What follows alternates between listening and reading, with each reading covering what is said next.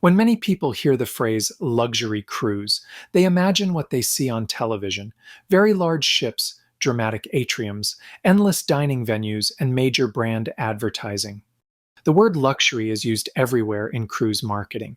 As a result, many travelers assume that a luxury cruise simply means a nicer version of a big ship.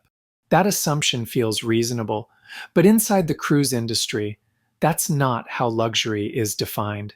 Today, I want to explain what luxury cruising actually means, why the word is so often misused, and why understanding the difference matters before you spend serious money on a cruise. Luxury is misunderstood because cruise ships are built for very different purposes, even though they may all look impressive in marketing photos. Some ships are designed for scale, entertainment, and efficiency. Others are designed for space, service, inclusiveness, and immersion.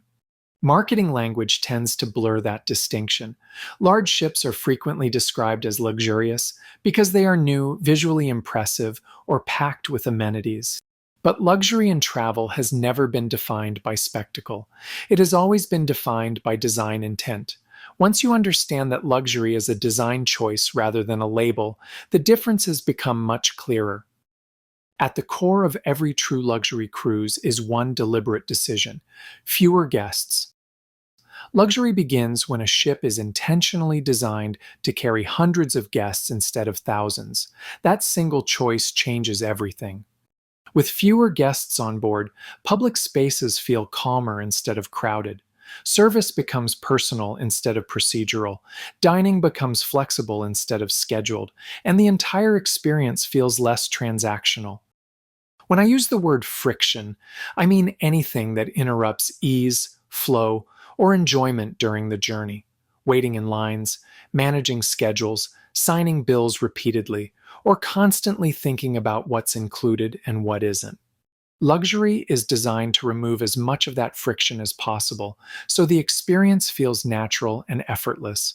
Without limiting guest numbers, true luxury simply cannot exist, no matter how impressive the ship looks. Once the decision to limit guest numbers is made, luxury becomes visible through consistent, measurable signals. The first is service density. On true luxury and ultra-luxury ships, service is not reactive. It's anticipatory. Crew members learn guest names quickly, remember preferences, and handle requests without escalation. On the high end, staffing levels can approach one crew member per guest, which makes that level of service possible. The second signal is accommodation philosophy. Most true luxury ships do not offer inside cabins. Entry-level accommodations typically begin with ocean view staterooms and move quickly into suites. Space is treated as part of the experience. Dining is another clear measure. Luxury dining is defined by freedom, not formality. There are no fixed dining times, no assigned tables, and no pressure to eat at a specific hour. Specialty restaurants are typically included rather than monetized, and dress codes are relaxed because luxury does not rely on enforcement. Inclusiveness ties these elements together. Luxury cruising minimizes decision fatigue. Dining, drinks, gratuities, Wi-Fi, and often excursions or transfers are handled up front so the experience feels seamless rather than transactional. Guests are not constantly evaluating what is included and what costs extra. Luxury also places a strong emphasis on enrichment and well-being. Rather than focusing on mass entertainment, luxury cruises prioritize destination experts, cultural immersion, lectures, workshops, and experiences designed to deepen understanding of the places visited. Wellness is treated as part of the overall journey, with spacious spas, thermal suites, fitness programs, and quiet spaces that support both physical and mental relaxation.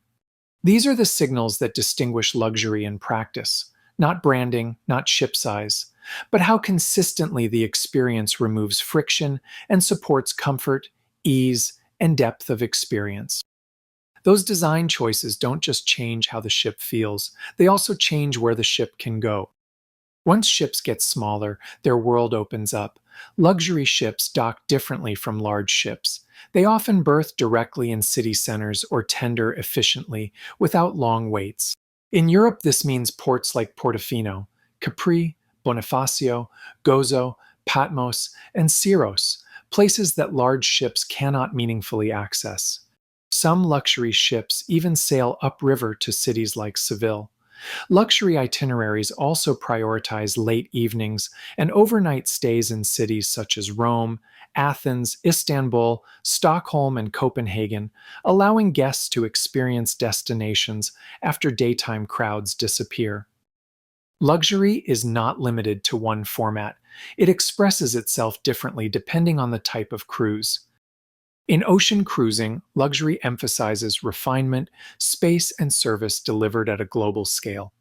Smaller ships, higher space per guest ratios, and inclusive pricing allow travelers to explore multiple regions of the world comfortably, with fewer crowds, flexible dining, attentive service, and itineraries designed for depth of experience rather than volume. In expedition cruising, luxury is defined by access. Purpose-built expedition ships combine refined suites and attentive service with ice-strengthened hulls, expert guides, zodiacs, and remote destinations such as Antarctica, the Arctic, the Galapagos, and the Northwest Passage. In luxury river cruising, intimacy is central to the experience. These ships typically carry fewer than 150 guests and dock directly in historic city centers, allowing for immersive itineraries with a high level of inclusiveness, where excursions and logistics are often handled seamlessly. So the question isn't whether one type of cruise is objectively better, it's who each type of experience is actually designed for. Luxury cruising is not for everyone. It is designed for travelers who value space over crowds, service over spectacle, inclusiveness over add-ons, and depth of experience over volume. These travelers tend to care less about how much is happening on board and more about how the experience feels moment to moment. Once you know whether luxury cruising aligns with how you like to travel, the next question people naturally ask is whether it's worth the cost. Luxury cruising delivers value through a combination of total cost and overall experience. When both are considered together, the value proposition becomes clearer. From a price perspective, luxury cruises can seem expensive at first glance. That impression often changes when compared with the full cost of a contemporary cruise. On contemporary ships, the base fare commonly excludes drinks, specialty dining, gratuities, Wi-Fi, and many excursions. When those add-ons are included, the price difference between contemporary and luxury cruising is often smaller than expected. Luxury cruising typically includes these elements up front, so the advertised fare more accurately reflects the true cost of the trip. Compared with luxury resorts, luxury cruising offers a distinct advantage. Resorts provide comfort in one location, while luxury cruises combine that comfort with continuous travel. Guests move from place to place without repacking, changing hotels, or compromising service quality. Many itineraries provide direct access to historic centers and culturally immersive destinations while maintaining a tranquil onboard environment. For travelers who value ease, tranquility, and cultural depth, luxury and ultra-luxury cruising can offer compelling value. The value lies not in being inexpensive, but in delivering a complete, friction-free experience. With that framework in place, it becomes much easier to understand how different cruise lines are positioned in practice. Here are examples of cruise lines commonly described as luxury or ultra-luxury. Examples of ultra-luxury ocean cruise lines include Regent Seven Seas Cruises, Seabourn, Ritz-Carlton Yacht Collection, and Four Seasons Yachts. Examples of luxury ocean cruise lines include Explora Journeys and Crystal Cruises. Examples of ultra-luxury expedition cruise lines include Silversea Expeditions and Seabourn Expedition. Examples of luxury expedition cruise lines include Viking Expeditions and Ponon. Examples of luxury river cruise lines include Uniworld Boutique River Cruises, Scenic, Talk River Cruises, and Riverside Cruises. These examples reflect how the framework we discussed is often applied in practice. This is not an official industry classification, but a general reference to help illustrate the differences. There are other cruise lines that fit these categories beyond the examples mentioned here. There is no universally best cruise line, only the one that's right for you. Understanding luxury cruising simply helps you know what you're choosing and why. If you're curious whether luxury cruising is right for you, or you'd like help understanding which experience fits your travel style, feel free to reach out. You can also explore the other videos on this channel for more clarity and perspective as you plan your next cruise.